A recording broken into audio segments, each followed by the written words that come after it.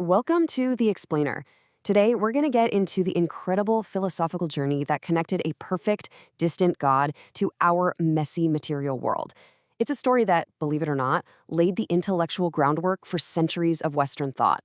All right, let's just dive right in. It all starts with a huge problem that really stumped ancient thinkers.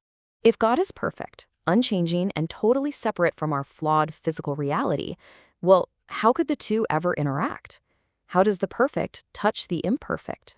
You see, this question created this massive philosophical gap. Philosophers had a name for it: dualism. It's the idea that reality is split into two fundamentally different and often clashing things. So, early Platonism and belief systems like Gnosticism, they really leaned into this dualistic view. You had the perfect spiritual world of the divine over here, and the flawed, chaotic material world way over there. And between them, a giant chasm. The big challenge was to get from that divided model to a more unified one, what we call monism. So, how in the world do you bridge that chasm? Well, the first major attempt came from a school of thought around the 1st and 2nd centuries AD we now call Middle Platonism. Their solution was, quite literally, to build a philosophical bridge.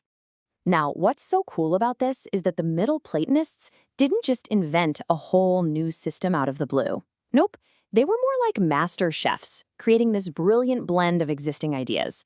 They took the Platonic concept of perfect forms, they mixed it with the Stoic idea of a divine reason that orders the universe, and then they tossed in the Neo-Pythagorean concept of emanation.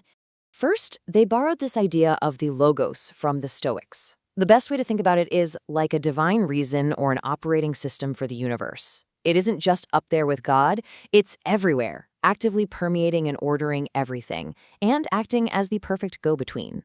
And this brings us to their second key idea, which is just beautiful: emanation. Instead of God creating the world like a carpenter building a chair, a separate project, they saw creation as an outflowing of the divine itself, kind of like light streaming from the sun. So the world wasn't separate from God, it was made of the very stuff of God. So, what happens when you combine these powerful ideas? Well, the logos as an intermediary and creation as an emanation, they don't just bridge the gap, they create a totally new model of reality. And just like that, the chasm is gone. In its place, you have this seamless hierarchy, a kind of ladder that connects the absolute perfection of God at the very top all the way down to the lowest forms of matter at the bottom. There are no gaps. Every single possible level of being is filled. Now, this model was so powerful, so influential, that it would completely dominate Western thought for centuries.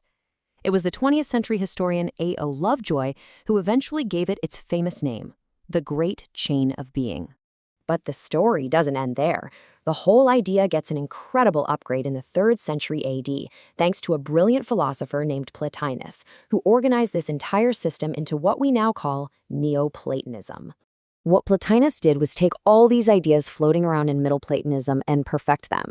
He built this incredibly elegant, all-encompassing system where all of reality is one unified whole. Everything flows out from a single ultimate source he called the One, and, this is key, everything is trying to get back to it. So, while emanation is the great river flowing outward, Plotinus's huge innovation was to add a parallel movement he called epistrophe. This is the turning back, the cosmic return journey of everything to its source. It completes this divine cycle of outflow and return. It's not a one-way street from God, it's a round trip. Plotinus described this whole divine hierarchy as having 3 primary levels, or hypostases. At the very top, you have the One, the ultimate source, so perfect you can't even really describe it.